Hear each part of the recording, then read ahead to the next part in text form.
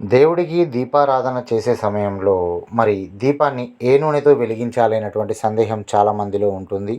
మరి దీపారాధనకు ఉత్తమమైనటువంటి చూసుకున్నట్టయితే ఆవు నెయ్యి, మంచి నూనె అనేది మధ్యమం, ఇప్ప నూనె అనేది అధమం.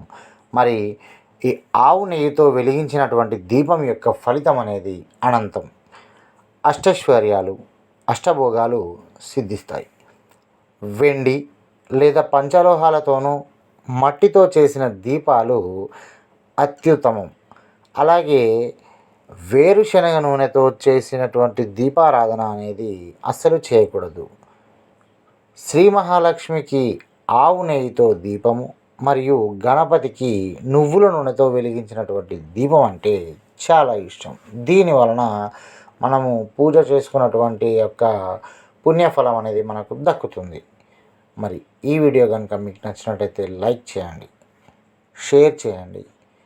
ఇంకా మన ఛానల్ని ఎవరైతే చేసుకోలేదో మన ఛానల్ని సబ్స్క్రైబ్ చేసుకోండి. ధన్యవాదములు.